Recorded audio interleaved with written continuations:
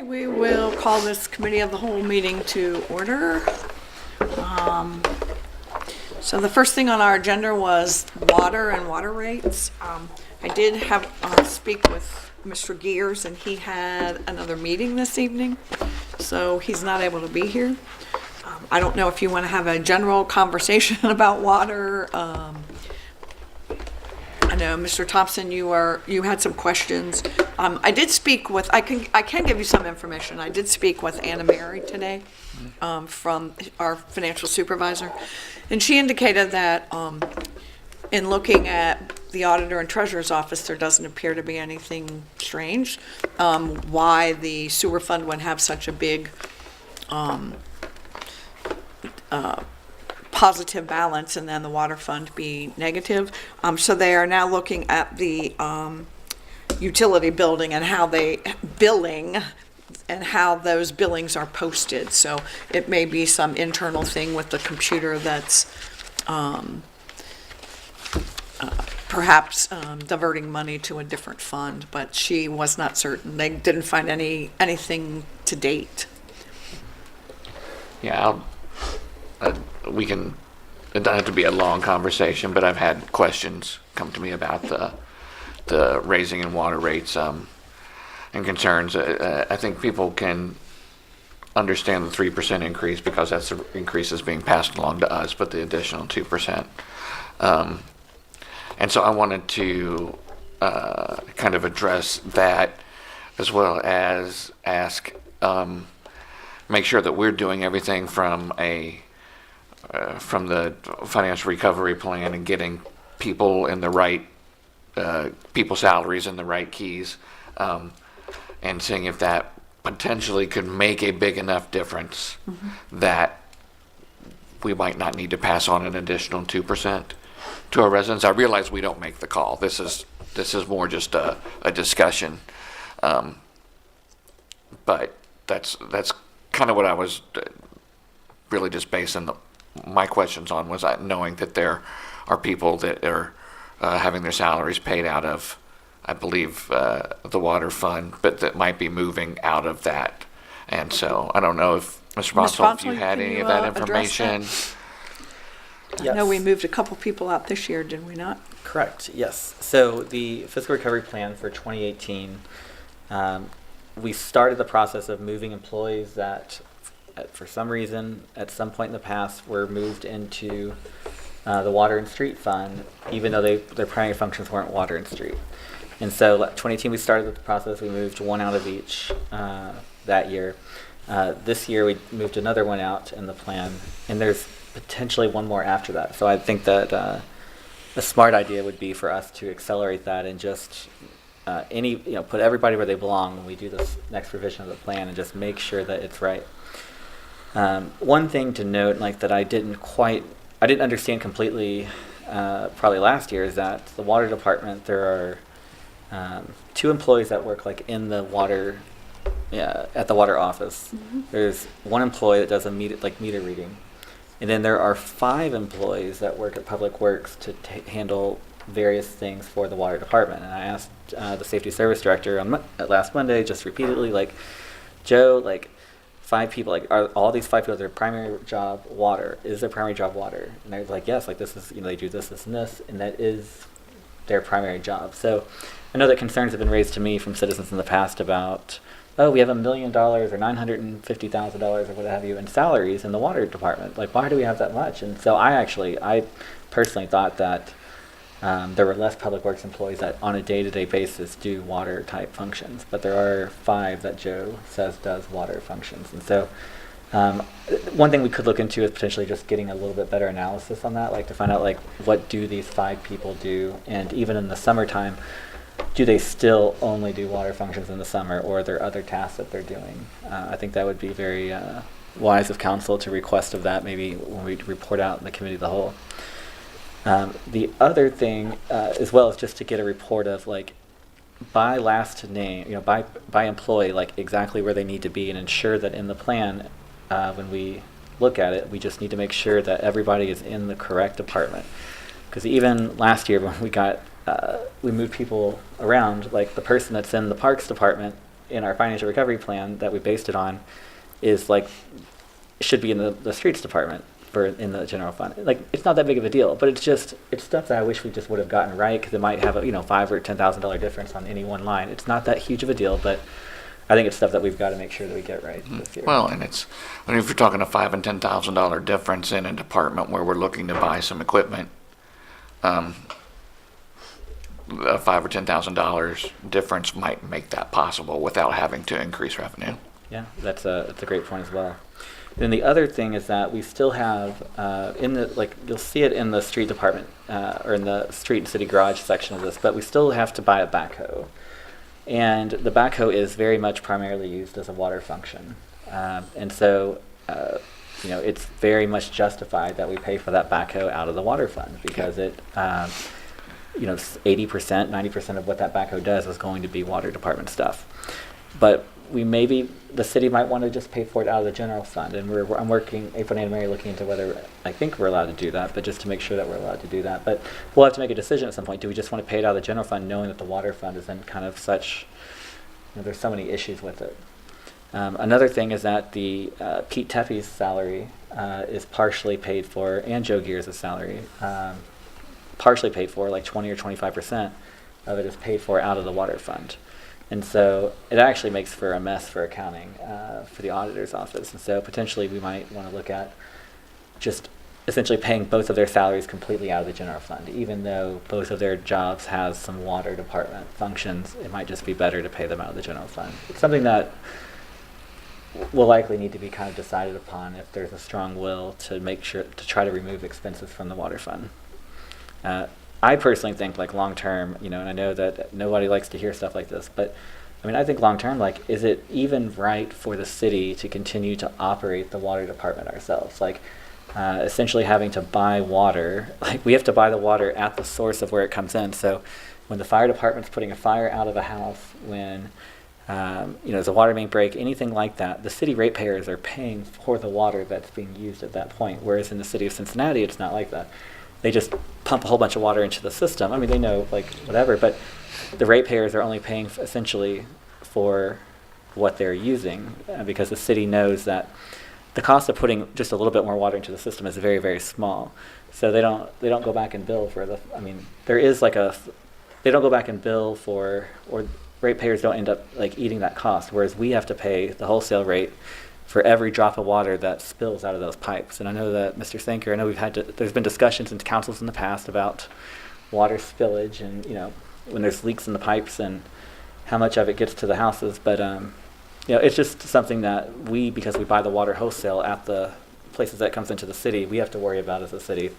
It's something that the city of Cincinnati, for their residents, they don't have to worry about. So not that it's a major deal, but just one more thing to consider kind of as we talk about that. And there's no plan right now, so nobody has to worry. There's no plan to move the water department out or anything like that. It's just, I think there's a potential to have a discussion there that, if the city administration were so inclined to do that.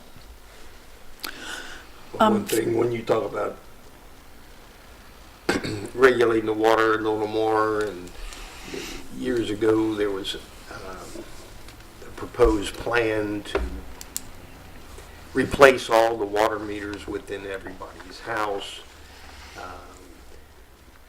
and actually have an exterior reader. But they found that it was going to cost over $1 million to do, but you may have recouped that $1 million potentially over time by the ratepayers paying the extra that you were talking about that we're possibly losing. But ultimately, when you talk about a 3% increase to the ratepayers right now, by replacing everybody's service and their meters and making them pay for everything that came through there, the difference would have been astronomical. Their increase would have been, at least according to the studies back then, if you replaced everybody's meters, put an exterior meter, had everything tied in from the street with new service in there and paid for that, the ratepayers' increase would have been more than what you're paying now. So you'd have had more phone calls when I know you put a new meter in, well, now my water bill just went up, 30%. Instead of, but then the city, would have recouped that. I mean, not recouped it. The city would have been making that money for what you're saying we're not paying for and we're losing on. That would have accounted for a lot of the extra. So I mean, there's pros and cons. I mean, it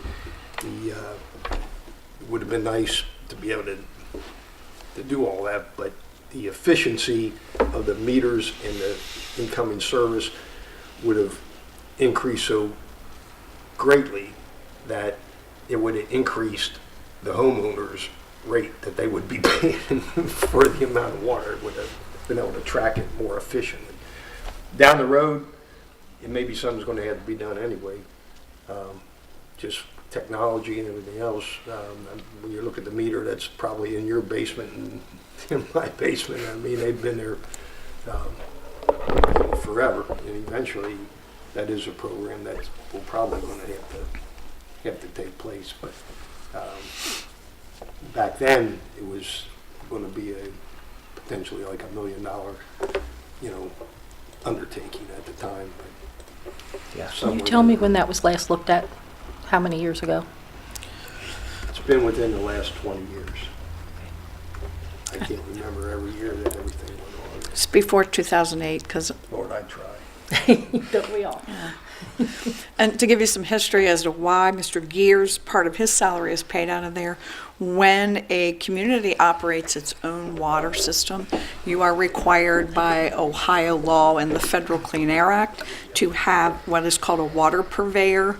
And when that law was passed and when all the testing and all the stuff came down, I was at the health department at the time, and we didn't have anybody. So there were several people at Public Works who studied and took the test 2 or 3 times before we could finally get them certified as a water purveyor. In the meantime, there was a gentleman who worked for General Electric and was their water purveyor for General Electric, who creates their own water out there. And so we had a contract with him to sign off on all of our reports and to advise the guys from Public Works until they got their certification. Once Mr. Gears became the Safety Service Director, he took over those responsibilities as being the water purveyor because he still had his certification from when he worked in the city of Loveland. And the guys at Public Works really didn't want to take that responsibility, the day-to-day responsibility of that. So Mr. Gears then became the certified water purveyor, and so that's why part of his salary was taken out of there. I can tell you that, again, doing the tests, people don't know it, and that's a good thing because when nothing goes wrong, you don't hear about it. But 365 days a year, somebody from that health department tests the water for chlorine. I used to take the test kit home on weekends and test it. There are requirements to do bacteria samples every month, and you have to submit a map to the state of Ohio, the EPA, and tell them where you're going to do that on a consistent basis. And then every few years, there's lead and copper testing. All of those things have a cost associated with them. So that comes out of the water fund. I think there's a new system that's coming that we have to implement too. Yep. That is not paid for. Exactly. Yeah. So there's more testing and then a new system that's coming down. And so all of those things were the reason that I kind of understood from Mr. Gears why he felt that he needed to charge more than the 3% at this point in time because of all those things that come down. And this year, the EPA will be down and looking at our 2 water towers, which are always interesting. We always made the argument in the past that according to law, you're supposed to have like 3 days, 2 or 3 days of extra water supply in case something happens and you lose water. Even if the towers were totally full, that would not last 2 or 3 days. And so we always made the argument that water goes through. Cincinnati would have a very difficult time getting water from south to north or east to west without going through us, that if Cincinnati had water, then we would certainly have 2 or 3 days water as well to go through, because their reserve systems are so much bigger, because they operate mostly for the whole county and outside the county. So look for those things to come down probably sometime in the spring or summer when the EPA comes in, looks at those towers, water towers. So. What do you mean by look for those things to come down? I don't know. It'd be interesting to see. We have to make those. We have to make those arguments again. Or I know they wanted to several years ago. They wanted us to drain those water towers to inspect them, and I think there was concern that there would be. They call it a hammer action, that when you empty it or when you fill them up again, that there's a jolt to the system and that it would. Break pipes, and so they arranged to do the inspections with the water in there. I'm not quite sure how that all came about. I know they used a drone to go down inside, but so the EPA is here again this year to inspect. So Say that, but eventually the exterior of those water towers are going to need to be Yeah. serviced, and the maintenance on that is in the hundreds of thousands of dollars too, to have that redone and repainted, resealed. And I know we've been fortunate that we haven't been ordered to do it, but it's one of these maintenance things down the road that is going to come about. So if by some chance we ever have a little surplus in the water department, we should yeah, earmark it for that type of maintenance there.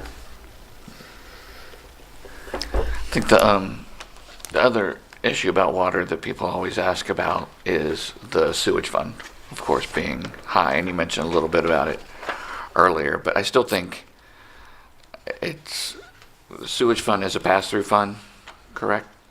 it is. So I still have problem understanding why we would have such a high surplus. I can understand a moderate surplus, but a super high surplus, and a fund where we're just literally getting a bill and passing the money through. We do get an administrative fee. I'm not certain what that percentage is, but there is an administration fee that we get for collecting those monies and then sending them off to MSD and to Cincinnati. And which, if it's leading to millions of dollars of money in the fund, then we need to figure out how to access it and spend it on things, because currently we can't. And that's what the financial supervisors are looking at. Right. It's just frustrating to me that over the course of I think it's been a surplus in there since I've been on council. So over the course of a year, we can't figure out why we've got extra money in it. I mean, hire an accountant, and look at it and say what the deal is. I don't understand why an auditing department and a treasury department and a financial representatives from the state can't figure out why we've got $3 million in a fund when we shouldn't. It's frustrating to me. It's somebody's not doing a job. I'm sorry. I mean, is this something we can ask for the auditor to give us a report on?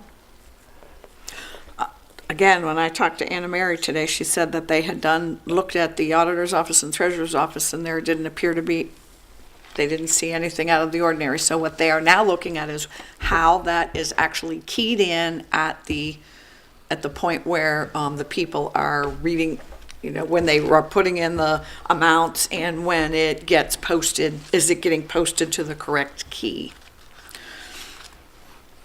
I would hate for there to be a multi-million-dollar spreadsheet error again, because if you're not entering it correctly, then there's actually not $3 million in that fund. It's just And it's a probably something keystroke error. perpetrated, yeah, or in the system that's putting it in the wrong place. It's putting it in the wrong place. Right. So I mean, this is Excel 101. And as somebody elected by the people of Norwood, I feel it's all of us, it's our job to make sure that the employees that we have doing these things know what they're doing. And in this situation, I keep waiting for there to be a decent answer, and we never get one. It's frustrating. Yeah, it may not be the employee. It may very well be something in the system itself that was originally set up, so. Sure, Certainly it could be. wasn't That's always what, that like way. we don't know. That's exactly. what my point is. With this amount, I mean, it's been 3 years and there's always been money in that account. Right. That, So it's an old problem. so And It's like an Mr. ongoing Bonsall problem. has said, it's now starting to decline. So it's entirely possible that whatever caused the issue in the first place is no longer an issue. However, we don't know what that issue is. It blows my mind. isn't the only way to really find it out would be through the auditor's office? That seems to be what they do. Yeah.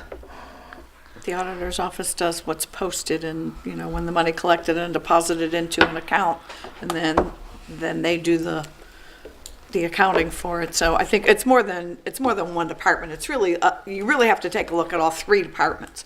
The actual water department, where it's being entered, where it's being deposited by the treasurer's office, and how it's being appropriated by the auditor's office. It's really all three. Yeah. So, and I know Anna Mary is working on it. So, yeah, this is something that, I mean, when I first got elected to council, when Marilyn and I first joined, it was this fund, the sewer fund, had gone up about $300,000 a year, the ending balance, over a period of many, many years. And we asked questions about it. I know that Marilyn asked questions about it. I've asked questions about it. The safety service directors had MSD come in and look at the billing stuff. And maybe somewhere in that, something got fixed during that time, because since you've been elected to council, and that we've been, so the last year and a half or so, it has not continued to increase. It's remained right at 3.1, 3.2, somewhere around there, $1 million. I've got one suspicion. There's absolutely zero evidence of this at all, but one suspicion I have on this is that potentially for MSD, their minimum used to be lower than the water minimum. So their minimum would be, over a 3-month period, 3 units that should have been charged. And I mean, my personal suspicion is that potentially people could have been charged that MSD, like charged maybe the Norwood minimum for water for their sewer as well. In that MSD just in the last couple of years just raised their minimum to 9 units for every 3 months. So, which would maybe make more sense now that that you're not seeing that same increase. We've asked so many questions about this. The auditor's office has done some analysis of the funds coming in, but they don't have access to do all of the analysis of the systems that the water department uses to actually calculate it. And we've asked April and Anna Mary probably for the past years. They're the financial supervisors, just for anybody at home. But we've asked them as well, can you look at it? Can you look at it? And they've always said, well, we'll look at it during the report on accounting methods. And they looked at it then, there wasn't anything like just striking, and now they're going to take a deeper look. But they've always either not had time, or they've, maybe took like an overview look when it really needs a deeper analysis. And I mean, frankly, this is one, it just gets to the crux of the issue that we do not have the power to compel the city administration to do anything, essentially. I mean, there's people that'll tell you, oh, you have the power of the purse, you can cut their funding, cut their budget.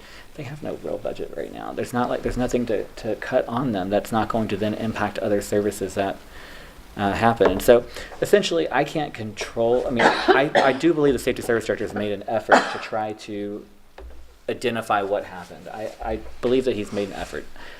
The thing is, I don't know what, we don't control, their actions. They're the ones that run the department. We don't control we can't just go into the water department and start asking questions, like asking for all this stuff, because they don't have, they don't give it to us. It's the safety service director that would, but, we just don't run the department. We don't hire people. We don't fire people. We're here as the legislative body. And so I'm kind of at a loss myself just about, what is the best way sometimes when there's something serious that's like this? Like, what's the best way to get the best results? Is it to go out, out publicly and throw it on Facebook or whatever, like, how dare this person? Is it to ask that a letter be sent to a department? Is it to try to talk privately and work on it privately? And I've tried to do that. I don't quite know, but it is an issue, and it is something that, it's that we're going to have to look at, that's being looked at. And I think it comes back to the whole point of, is the city of Norwood the best party to be operating our water system? I don't quite know if that's the case.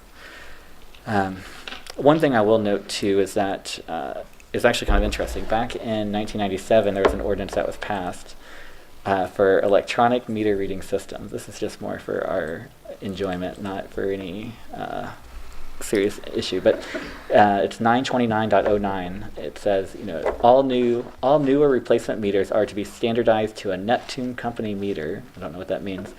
Equipped with an electronic reading system with direct reading remote touchpad. All new meters must be this 6-gear type for future hookup to a phone or radio system. And it kind of goes on and on a little bit more about it, but it's interesting that was passed, in December 23rd, 1997, which is an interesting time to pass it, for one, because there's a council that's leaving at that point. The new council would take over 1/1/98. But why they passed it, I have no idea. I wasn't around for that. It's just part of that study that recommended eventually, like as Mr. Sanker was saying, that eventually you could, instead of having one person that needed to go in and read meters or leave postcards, and you estimate water that might be lower than really is, and so you would get true readings, and you could be able to drive a truck up and down the street and it would take readings just like, or call it in or whatever. It would save money eventually. I remember when that all came down. Yeah, but it's just interesting that they were looking at that back then, and for some reason it didn't get implemented. And it would be nice for our citizens to have some kind of access, like especially if there's some kind of electronic reading, like with your Duke bill, you can actually go and see your electric usage, like for the day before. You can actually go and see online what your usage was the day before, or it's all daily updated of your reading. It'd be nice if citizens had that, and then had some kind of an alert system that essentially if their water was like out of whack, maybe like they used 50% more than they use on an average day, they might get an alert to know that, hey, there could be a leak or something, instead of getting that $1,000 bill at the end of 3 months and you're like, what happened, and didn't know that there was maybe something leaking or something going on. So anyways, all just stuff that's out there. There is advantages to it, but there's just a lot of questions, that's for sure. I just want to publicly state too, for anybody who may be listening stuff, is the water and the sewer fund, it's a pass-through fund, or the money in the sewer fund is a pass-through fund. So it's not like general fund money. That's not money that we can actually go in and access for other things, because it's basically earmarked for that particular key. So a lot of people you see posts online or ask me in person, why don't we spend that money on things? It's because technically we can't. And something else to consider about water is that we only bill people every 3 months after we've used after they've used the water. I get a bill, and they'll probably come and read my meter soon this month. I have used it November, December, and January, and into February. I get a bill in March. So I've used water for 3.5, 4 months before I have to pay for it. Well, the city of Norwood gets a bill every month for what has come into the city. So that's something new, because Cincinnati Water Works used to only bill every 3 months as well, and so now they went to monthly billing for us. All good questions. Anything else on water? Are we wanting to ask for something specific? Yeah, what do you want? Yeah, I know you wanted to ask who specifically is in the water fund with names and what they do. I know like 3 of them are assigned on the street. They're the ones that get called out in the middle of the night and 5 degrees below zero and dig up streets. I wouldn't want to be them at all. I know one guy does repairs meters and all that stuff. I'm not sure what the 5th one does, but so anyway, we'll ask for who was paid out of the water fund, names and their job descriptions, and then ask about the surplus in the sewer fund. Anything else? I think just expected projects or repairs that will be needed in the upcoming future. Okay. Okay. Alrighty. Next on the agenda was the capital improvement plan. Mr. Bonsall. Yeah, thank you so much. So I'm going to get it pulled up on the screen here. But the capital improvement plan, essentially we reviewed this 2 weeks ago. Mr. Clark, I know we had talked a little bit about it since you were unable to attend that day just from a scheduling conflict. But anyways, so there's not much changes to it, the plan. So the mayor has said it, has looked at it, the safety service director has looked at it, the financial supervisors have looked at it, and there's not a lot of concerns. But there have been some changes to like numbers or years, and I'll kind of we'll go through this, and then I'll just point out any changes that I know that have happened. And before we start, I want to make it really clear that this is a fluid document, and this only happens if there's money. Yes. This is what we hope happens, but because we're putting out this capital improvement plan, it's a plan. It's what we hope we can do, it's not something that's written in stone. Yes, that is a great point. So, just to kind of further reiterate that, so I don't even know, the actual draft of the fiscal recovery plan is not quite ready yet. The auditor is still working on trying to get everything to, like the employees in the places and other things, so that there's a draft to be able to even present to council and the community. So we don't quite know where all this fits in. I feel pretty confident though that pretty much all of the general fund, like all of the 2019 items that we're going to be able to do, just based on the very little that I know about it. Again, it's still with the auditor's office with the draft, but I feel pretty confident that we'll be able to do the 2019 items, pretty much all of them. So just know that, so that we can.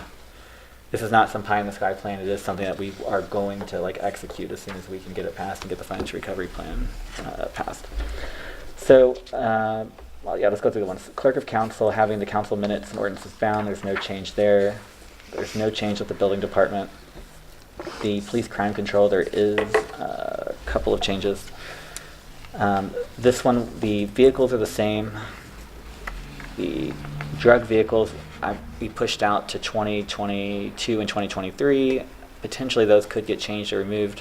I mean, apparently the police department does have some vehicles that are like parked at City Hall from like drug forfeitures and other things, and so there's a chance that some of those could be turned into a drug unit vehicle. I mean, it's a lot better to have a nondescript vehicle, when using it instead of having, some new.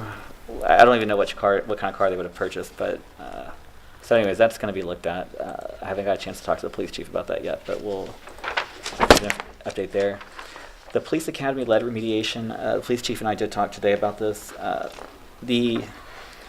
It's pretty important for the police department and just the officers from just a safety perspective to be able to practice, shooting when they can. And currently right now, I think they use either like Amberley's shooting range when they can, or they'll use the county shooting range, which is like a half hour, 45 minutes away, is what the chief told me. And so there's just a lot of inconvenience to try to do that. So having our own would just be a huge benefit. But the problem is that there's no, and Donna can tell you, and I think we talked about this, there's no standard out there about like how much lead, is acceptable for a shooting range. So they did the lead testing based on a residential house, and it was way over the limit. There was an employee that was an instructor that had elevated levels of lead in their body, but not like at levels that they were incapacitated or anything. Their doctor gave them some medicine, but still a concern. So that's why originally the academy was kind of shut down. They still don't know where they're going. Like it's not known what needs to be done to bring it into compliance or to even identify if it is in compliance. So I've talked to the chief. The chief's going to go call around and try to find somebody that does this for other areas, a consultant or something that we might be able to fund in 2019, and then a future council in 2020 can decide, once they get the actual cost of what it would take to reopen it, they can decide. Like, we'll leave a placeholder in here, but we have no idea if the $30,000 is what's truly needed, but it might be good to leave it there just so that we can make sure the funds are saved. No, it's not only cleaning it up from what's contaminated now, but how do we keep it from getting contaminated? Is there What's negative your air ongoing pressure? Maintenance for something like that Exactly. down the road. I mean, what, you know, what's the cost to maintain it long-term versus going somewhere else and shooting? Right. Let them clean it up. Yes. And it's not as much, I mean, I asked the chief too, I was like, well, you know, can you just give us let's just assume we don't even have that building doesn't even exist. What would you all do? I mean, can we contract out with agencies to use theirs? And, you know, it wasn't a really ideal situation for the officers just because we have so many officers that it just would be a lot better to have our own place where they can shoot. And then they also have to test the service weapons every so often as well, just have to do one, you know, just basically fire one bullet out of it just to make sure that it works. I don't know how often they have to do that, but right now they have to drive service weapons up to Amberley or somewhere else just to do that testing. So there is a lot of it would be just really a lot nicer for them to have it here. Again, nobody really knows what it needs though, so I'm trying to, hopefully he'll have a quote ready so that we can just put it in our financial recovery plan this year and then identify it. But just want to kind of give you all an update of where that is. The HVAC system for the police station, Mr. Gears is having somebody look into that as well. So we're going to get kind of this was the 40,000 was just kind of an estimate, but we're going to try to get a little bit better number there, and that could essentially be moved up as well to like 2020 or 2019, depending on how much it is and where funds fall. Because I mean, it's if the plan for some reason looks better in 2019 than it does in 2021, I personally think that we should try to make sure we get as much done in 2019 then, because we don't want to push off problems to 2021 and then all of a sudden all of it gets cut because there's no now funding because health insurance increases, or you know, we lose some staffing or other type of union negotiation or arbitrations. So as much as we can get done this year, I would love to see. The computer replacement, just an update here. We are going to add computers to every department that needs them. So I've asked the financial supervisors have requested that we get a replacement schedule by department, you know, just essentially drafted up. So I've asked TA if he'd mind doing it. I'm going to connect with him on that to see if it's something he's willing to do. And then the touching up the paint, fixing the roof flashing, stuff like that, that's all the same. For the fire department, let's see what we had in here previously. Most of this should be the same. Yeah, so most of this is going to be the same. The only difference here is the replacement gear. So the fire department's come up with a schedule of essentially they have dates of when things need to be replaced. Helmets, all this other, all the other stuff that they need, the coats, other things. So that's kind of in here now. So over the 5-year period, it's $215,000. It was suggested by April and Anne Mary, the financial supervisors, that we just put it in here. And so actually this sheet's been renamed, this plan's been renamed Capital and One-Time Expenditures Worksheet, because not all of these items are capital expenditures, but they're all items that they want to see us call out separately and budgeted for. I think everything else. Oh, the other addition is the drainage apron in front of the NFD building. There's just some issues that's causing, I think, water to get into the building because there's some drains that are clogged or collapsed or something. I don't have all the full details, but that will need to get replaced, and I think it's probably a good idea to do it sooner rather than later. Okay, parks and playgrounds. I think this is all the same. Yes, so this one is the same as well.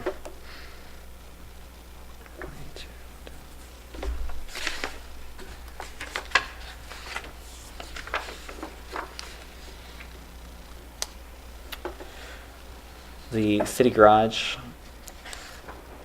The one change here, the backhoe, the cost went up. Like, so we had kind of an estimate, but they've now gotten like an official estimate, and it's $85,000, not $70,000. This is the one that we have to decide. I mean, I asked the safety service director about it today, and he's like, the backhoe will primarily be used for the water department. Like, that's their primary function. And so, we can't really pay for it out of the water department because there's no funds in the water fund to even do anything with that. So, if we can, I would just suggest that we just take care of it out of the general fund if at all possible. April and Anna Mary are looking into that as well. The lawn mowing equipment, that changed. So Joe got the official quotes on the equipment. We just had kind of estimates before, like this, and they're going to be mowers that will allow the public works employees to be actually more efficient than the equipment they're using now. It'll be like a zero-turn kind of mowers, so they'll be able to just work faster than they are able to with some of the stuff they have. So the cost just went up on that. The street sweeper, I think, was under 2023 last time. It's just recommended that it get moved up, so we put it in 2020. I think everything else is the same there. This next part, the street maintenance and repair. So there's some debate right now between myself, the financial supervisors, and the law department about how we can fund, what is the best way to fund streets and to fund street maintenance, and about whether we, apparently there's some weird law that says you can't use the statutory millage for property taxes, which is a very, very small part of our budget. You can't use that for streets. You have to use some other thing. And they still haven't provided justification.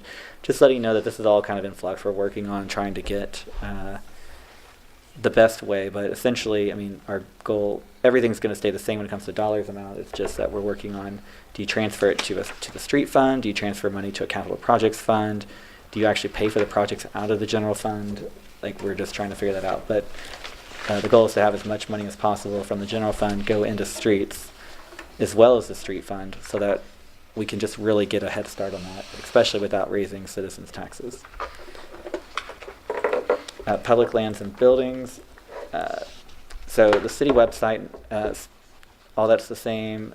The roof system, though, on the city hall. So the initial estimate that I was given when I was creating this was $100,000. After talking, the financial supervisors and safety service director talked. We're estimating $200,000, but they're working on getting the official actual quote because the work's going to have to get done this year. We've got some severe leaking at City Hall and some floors that are collapsing because of it. So it'll get done. So hopefully, I'm pretty certain that we'll have the official number before we pass the plan.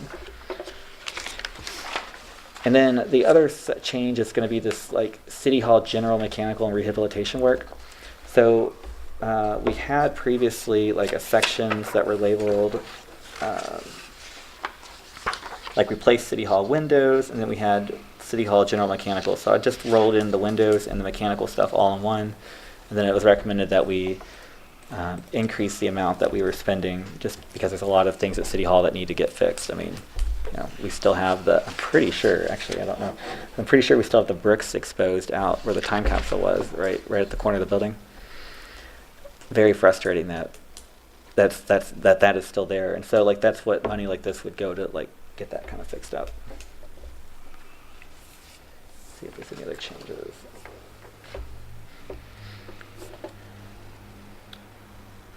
Okay, the health department. This one, there's no changes in the health department.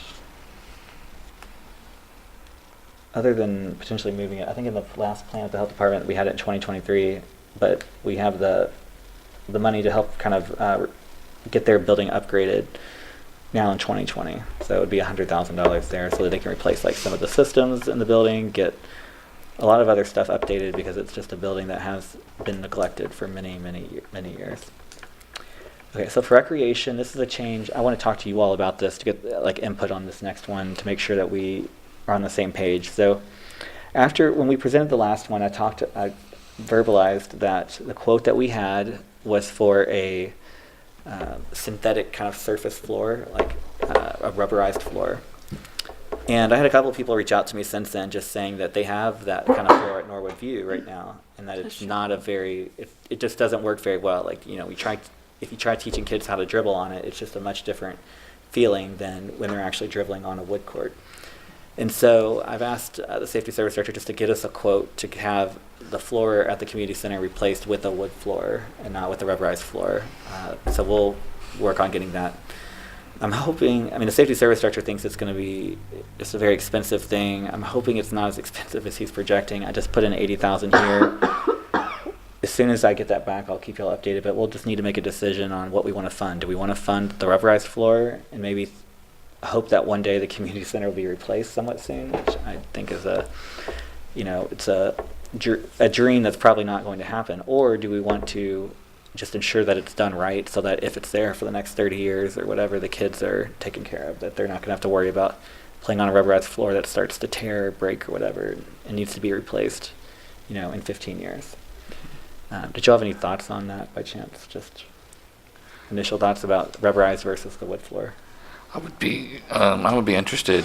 There's all kinds of floor technologies out there. Okay. There's the kind that you pour. There's also the kinds that are interlocking panels that they put down for special events and coliseums and stuff. I mean, all the time for sports like volleyball. But I think they also have them for basketball. There's also a lot of universities regularly replace their wood floors, and theirs are all interlocking mechanisms too. And I've been told that there are potentially warehouses of used wood university basketball courts that you can get because they just want to get rid of them. So that's something to look into. I think, especially for a location like our community center, where we don't know how much longevity it has, if we can replace with university wood courts and then put our lines down on them. I think that could be a pretty cost-effective way of going about getting floors in there. Interesting. Okay.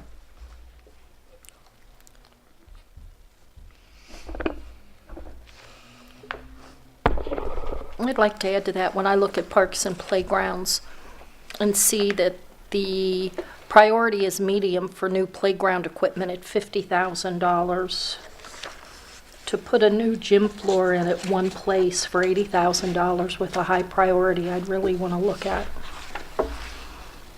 Instead of putting, well, heck, that's more than the 50 for all the parks. And I think we'd really need to look at that if we want to. That's fair. For just one thing, for just basketball. I mean, I know we need a new floor in there, and I know it needs that, but I think we need to weigh it with the other parks and playground equipment. Okay. I agree with that. Just, I agree too. I've been, different churches and things have different types of flooring, so I'm sure there's potentially other options we could consider. Okay. My elementary school had the rubberized flooring. You don't want to fall on rubberized flooring in shorts. Yes. You don't slide. It's just your skin comes off. Interesting. That is good to know. Yes, very That is true. good to know. So yeah, well, I'll keep. You have firsthand knowledge of that? Yeah. Oh yeah. Ooh, that sounds awful. So we'll see. I might see if Jenny Wallace can find some information for us then on that and see what we can do there. Okay. Let's see here. Okay, the other stuff I think has remained the same. I still don't have any kind of estimate for the roof at the pool building. So when I get that, we can add that in here. But the other stuff looks the same. And then so the only other item too is the accounting software. It's been recommended by the financial supervisors that we attribute at least part of this cost of this software to the water department because it's used for utility billing. So in that, it's just another thing that's they believe that should be paid for out of, like when I say part of it too, I mean like, maybe 20% of it or 15% of it. But some part of it should go to the water department because it is going to be a brand new utility billing system that's going to come with it. So I'll keep you all updated on that, but hopefully about where that goes, and hopefully that the financial supervisor's investigations can help us to influence that. Okay, so the street fund one. There's some streets that are listed here. I mean, I think essentially, for all intents and purposes, I would just, ignore them about the specific streets that are listed. I mean, it's more just the streets are listed, and the magnitude of how much they cost is listed. It's more of just, again, it's illustration purposes, but it doesn't mean anybody's specific street's going to get paid at a specific time. I think there's might be a couple changes, but the biggest change to this is that we've got to get the street lights on the Norwood lateral fixed. And we didn't have that in the last plan, but we've got to figure out, it's got to come from somewhere, whether it's the street fund, whether it's the general fund, but that's it looks like right now a $70,000 expense. So I just added that in here for the moment. And then the Forest Avenue Bridge, the sidewalks that kind of go over the Norwood lateral, like it's just, the rebar is showing, and those just need to get fixed. So I don't think it'll be as expensive as what's in here. It's just in there for space saving purposes. So Mr. Thompson had brought up to me, that we, potentially we need to look at doing a street study. Yeah, I've reached out to Safety Service Director via email, but just recently. So okay, cool. Okay. No information about that, but the idea is to, I think, get an audit of our streets done, let that inform all of the decisions, rather us just saying, oh, this street looks bad, I'd rather know. I think the audit will let us make really good informed decisions about what we need to do. Okay. And so I just want it to be known right now, honestly, it does not matter to me at one bit what streets get done or what streets are prioritized. Like, I just want to see us start doing streets. If we don't start doing them, then we're not going to get them done at all. So I just want to kind of emphasize again that however the streets committee, like if the streets committee wants to figure that out, like, and also in, with the audit as well, I mean, this is all open. This is just essentially plugging some stuff in, but I have no, like I said, it doesn't matter to me. My street's definitely not one of the worst, so my street's not getting done, and I don't really, it's fine. So to me, it doesn't matter where the money goes as long as we ensure that it goes into the places that need it. So. Yeah. Just kind of emphasize that there. And then also one thing to Mr. Thompson, we had that lady come that was from the dentist office on Montgomery Road. So if we want to try to plug that in here somewhere too, just I didn't know if you had a cost estimate for that yet, or. Yeah, no, it's table for now. It's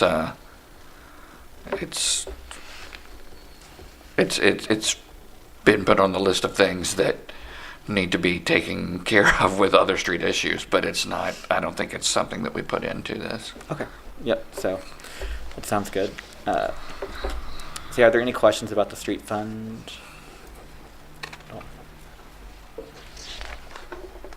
Okay. So the water fund, essentially, it is, another thing that needs to be paid for out of the water fund, but we'll have to see. But the meter reader is going to need a new car at some point, so that's in there. And then the stormwater management fund, I don't know if I added this before or after, but I just made a note of two items that I've seen constant complaints about online, and I've had people reach out to me, but the storm sewers, the drains on the 1900 block of Maple Avenue. I don't know if you remember where there used to be a house that was sitting on Maple that ended up kind of collapsing from, I guess a sewer collapse or something. That ended up getting fixed. MSD now owns the property. The people, the nobles that live next door are wonderful, wonderful people. They tell me that MSD comes and mows it all the time and makes sure that it's taken care of. So that's a good thing. But the drains in the street, at no fault to MSD. This is from, I think, around the flood time. But essentially, there's some drains that are clogged in the street.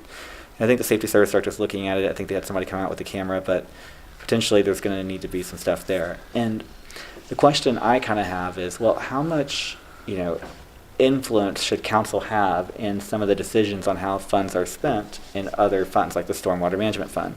There's like, I don't know, between $80,000 and $100,000, I might be off on that, per year that kind of enter that fund. There's an assessment on our property taxes that you'll see. It says stormwater on it. And, essentially councils in the past have just, passed the appropriations, we funded it to the full amount that we know we're going to be getting in revenue, but we've taken no additional actions to like ask any questions, about where it's going or do any other kind of like trying to influence that whatsoever. And I'm not saying that we should. I think the safety, I don't think anybody's making terrible, bad decisions. That's just that, do we want to start trying to have an influence on that in the future? So I just listed the items some priority items that had come to mind just based on some complaints that I had received from some residents. But don't know if this is going to be in the final plan. Just wanted to kind of note that here so that we could kind of see it and just potentially think about that in the future. I think it's good to know that there is a stormwater management fund for this kind of thing. I don't know if people are generally aware of it. It would be nice to have a place where if people had these kinds of issues that they could go to make sure that it was like noted. I know now typically you would call Public Works probably and I'm sure that that's getting taken care of that way, but just for the future to know that we could potentially prioritize one thing over another is interesting thought. Yeah, and the one thing just to know about the stormwater fund is that those funds just get eaten up so quickly because anytime there's a stormwater issue, it's usually an expensive issue. So Right.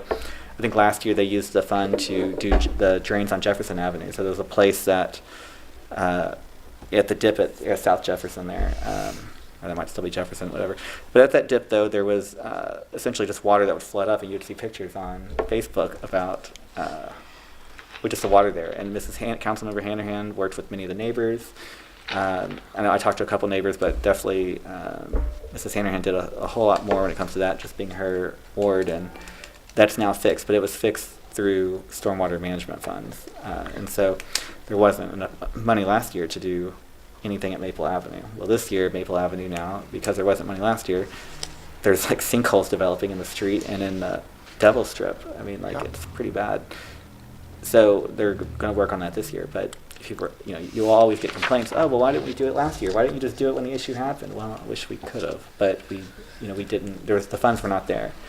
So we may want to consider potentially. I think that I don't even know how this works or how we would do it, but we would want to consider potentially raising the stormwater management fee that we charge to residents, so that we can have some more dollars that are allocated to stormwater management. And so it's again, I do not know how to go about that exactly. I got to talk to April and Anna Mary, but it could be something we might want to consider just to ensure that when these stormwater kind of issues come up, that we can address them before they become major issues like the street collapsing on Maple Avenue right now.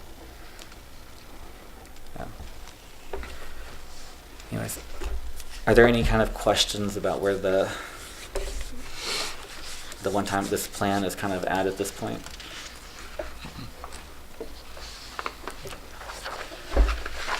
Awesome. So, well, that's essentially that. The fiscal recovery plan is okay if we go to the next item there. And that is the potential first draft of the financial recovery plan. Yes. So the first draft is not ready yet. The auditor is still working on it. There's so much that goes into this. Just to the fact that exactly when people are getting longevity pay or when there's other types of things, and because it needs to be pretty exact, and it's not it's like a science, honestly, trying to project out exactly how much is going to be spent in each fund, because once it's in the plan, it's in the plan. We need to make sure that it's very accurate. So it's still being worked on. At one point, when we're going to have to decide at some point what we put in for health insurance increases for charging employees. And I don't know if you'll remember, but in the plan that we passed last year, we said starting in 2019, we're going to start charging employees 15% health insurance. Well, in the plan also, we budgeted in that there would be a 15% increase every year. And so we kind of altered the health insurance plan a little bit That does put a little bit more burden onto the employees, but depending on how you look at it, but it also saves money. Instead of going up at another 15%, it actually went down 4%. So there's still discussions about whether that the 15%, I mean, it's just like union type negotiation discussions, nothing that we really influence, but about whether the 15% is actually going to get implemented this year or not. But we'll have to decide for future years, like, what do we want it to be? Do we want the contract that we have for our health insurance is locked in for 2 years. So do we want to ensure in the plan that we see employees paying a certain amount maybe next year and then 15% in 2021?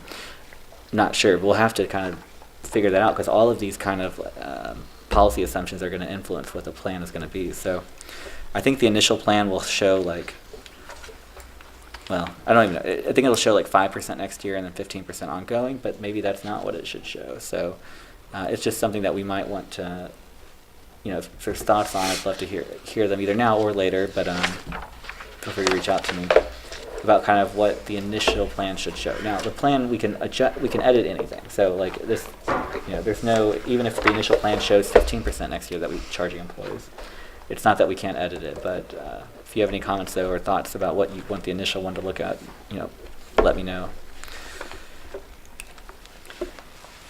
And then the final thing I would say is that at some point, the city, there's certain positions at the city that we don't have that, a functioning city probably needs. One of those being a human resources department and an HR director. The other one being essentially, do we want a safety and a service director and not just one person that tries to do all of it, but there's no possible way they can even do half of it. And so do we want the position to be split up at some point? All of these type of things, can influence the plan and, depending on how we kind of want to see. Now that wouldn't be, if we did a safety and a service director, it would be starting in 2020. It would be letting, we're not going to have any crazy changes now, but it could be something that we could do to help the next mayor run the city, have the resources to be able to actually run the city, a little bit better, because right now, our current mayor doesn't have the resources really to get all the stuff done that needs to get done. And so, not at any necessarily fault to him, on the resources part, but I think as a council, it's really our duty to ensure that the city has, whoever it is has what they need to get their job done. So, just something to consider there. And there could be other positions too that we need to create. So I don't know, all of them, but just something for us to think about. It sounds like the human resources director is something you all are. I've got some head nods, or that might be something that you might be interested in. I think it's important. I would also encourage you to reach out to just departments individually, see if there's anything that they are wishing, any positions they are wishing they had. Not every position that's going to come up has already been here before and had been eliminated due to the financial situation within the city. There was a safety director, there was a service director, there was a parks director, there was a director of public works, and then you had assistants. They had lead men that were assistants to the public works director. There actually was a title of human resources, but it wasn't really full responsibilities of the individual. There was a planning director. There were a lot of these folks that were here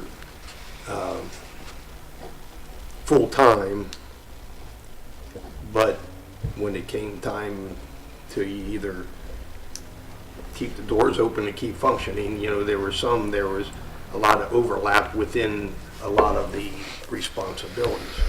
Granted, if you could delegate certain responsibilities and spread them out amongst other folks, things could probably be done more efficiently. But then again, at the times too, when you had additional, like a safety director and a service director, you had probably twice as many employees running around through the various departments and public works and that as well. So there were a lot more folks to kind of really take care of too. And I do think it, as far as human resources, and that is, I mean, we do have a number of employees here, and it just is kind of tough when you're,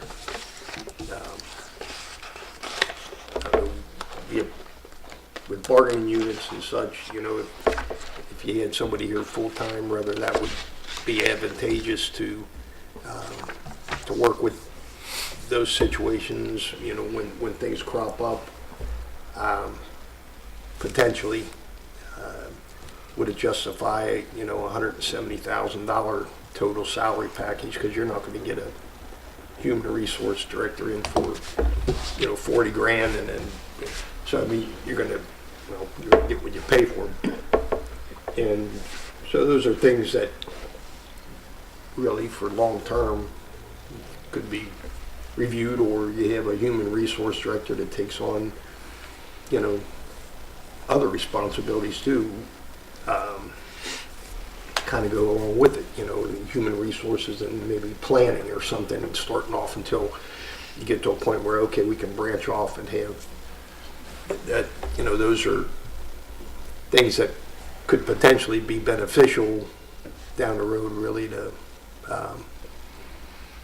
that way free up some of the responsibilities of the safety director that too, as far as being your lead negotiator and doing all the footwork for that, where if you had someone else to actually compile the information and do the, I don't know, but yeah, I mean, these are all,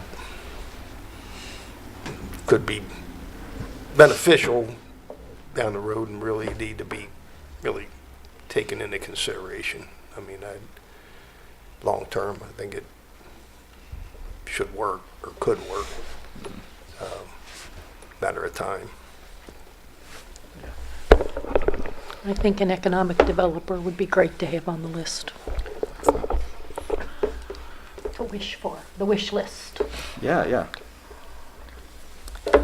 And because the plans, like the first draft of the plan's not done yet, it's hard to know like what could be put in there. But I just, at this point now, while we're trying to get the city, we're in fiscal emergency, we're trying to get the city back on track, it makes sense to me to try to put the city in a place as much as possible to an ideal situation, you know, and while we can, because at some point the fiscal commission is going to be leaving, our financial supervisors are going to be leaving, they do cause issues sometimes, but they are really great people, and they really do help us a lot to figure a lot of things out. And when I say cause issues, I just mean they bring light to issues. Let me rephrase that. They bring light to things that like now we have to work on to get fixed, which is a good thing, but it's just, they've just done a great job, but we're not going to have them forever. And actually in this next year, we're going to start paying for them. Yeah, like, right. We give it for 3 years, and after that we pay. Yes, so starting, I think it's October, we'll be paying for them out, and it'll be a line item in the financial recovery plan. So, but I mean, I'll tell you, they've been worth the money that we have will be spending for them, or that the state's already spent on them, because they've really helped us a lot to get a lot of things figured out. And there's just a lot of stuff they do in the background that's not apparent. So again, they won't be here though forever. So like maybe there's potentially needs to be like a part-time budget director or something. I think we've had that in the past, that can actually, you know, maybe they can be the first pass to review POs and do other stuff, because Joe spends a lot of time like on stuff like that potentially he could pass off to somebody else who could work to ensure that what's being purchased is the right thing, you know, and that we have the money for it, and that they're not going to go and use all their POs now at the beginning of the year, and then at the end of the year say, oh wait, we have this really important thing that was more important than what they spent their money on earlier, and that happens quite frequently. As Joe knows from being the finance chair in the past for many years. So the other thing, so we've got that. Where is that here? This last thing before we go, police and fire, the strength. So I think that we had our financial recovery plan. Essentially, do we want to continue right now with what we passed in 2019 when it comes to the funding? Do we want to continue the same personnel? I think for the police, I think it's 45 plus the chief for the fire. It's either 45 or 46 plus the chief. Not sure the exact numbers. April and Anna Mary are. They believe it's 45 plus the chief. I'm just not sure when I look at the numbers, like if that's exactly what it is. But either way, we'll have to decide as to like how we want to do that. I think the first draft we can just leave it to what it is now, like whatever we had. The police, just so you all know too, is at 41 right now, plus the chief. And I just talked to him today. They're working to try to get a new test put out there because the current test is either expired or there's nobody left on the list that they feel like they're going to hire at this point. So they need to advertise for a new test. But the police chief knows though that there is funding for 4 more officers, and there is one officer that is leaving somewhat soon and conditional on his like physical exams and stuff. But this person I'm sure will be fine. So that'll mean there'll be 5 new officers. So they're working on that. So we'll probably have 5 new officers sometime this summer. In training. But yeah, I think that is everything for now. So Could we go over the dates, the important dates with the plan real quick? yes. So for the city, we have to pass the plan by our last meeting in March. It's the 25th or 26th. We'll say the 26th because that is our last meeting for now, but I'll double check. Either way, it's the last meeting in March. We've been told that we've got to make sure that that's passed by. The Financial Recovery Commission will then pass it at their leisure. I'm hoping, Madam President, that you can talk to them about having a meeting either that week or early the next week, so that then council can either have a special meeting or on the April 9th meeting we can pass all the appropriations changes. So legally, the financial recovery plan has to be presented to the Financial Planning and Supervision Commission by the end of March. When they act on it is up to them, but we will have fulfilled our legal obligation by getting it to them by the end of March. Thank you. I did not realize that we had that long, so perfect. So then I would say that we need to aim to pass this plan on the 26th of March. So potentially I would want to have one more committee the whole meeting, probably on the 19th of March, in case there's any other things that we need to discuss or work through. Again, that's up to the president of council, though, to kind of decide. We don't have to schedule it right now, but you might want to just pencil it in that we might need one on the 19th of March. But hopefully, we'll have the plan ready for the council meeting on the 12th, so that we can have a first kind of look at that. And then yeah. But either way, we got to pass it on the 26th, or that last meeting, unless we want to have some special meetings. That's the goal. So there will be at least 2 weeks of the plan to review. I mean, Jim, I've told the auditor, I've requested of the auditor that we can get this done as soon as possible so that council can see it, circulate it, we can get it online, we can get people's feedback, so that we can ensure that the plan is the right path forward, because I think this is probably one of the most important things that we'll do on council during our term, because this plan will be one where we'll actually get some stuff fixed, and that opportunity might not be there in the future. So I'd just like to work on it as much as we can and have it decided in advance so we don't end up what we did the last time, which we're sitting down here going, we got to do this tonight, yes. which was not a ideal situation. So Yes, the first time that we had to pass the plan in July of 2017, it was... So if we need to have some special meetings to Okay. do this, we need to do it. Okay. So we'll keep that in mind. Excellent. Well, Madam President, I don't have anything else then. Is there anything else? Just to let you know, again, in my conversations with Anna Mary today, the question about the printer in the auditor's office and the lease by Cincinnati Bell, since they included, I guess, they're both leases, and tie us to money for several years. Once those are passed by council, then those will go to the Financial Planning and Supervision Commission for approval. So the one for Cincinnati Bell can be on our agenda for this coming Thursday. The other one will have to wait, for the auditor's office will have to wait until the next commission meeting. So I always check with them first before we pass anything. All right, if there's nothing else for the good of the order, then I'll call this committee of the whole meeting to a close. Thank you.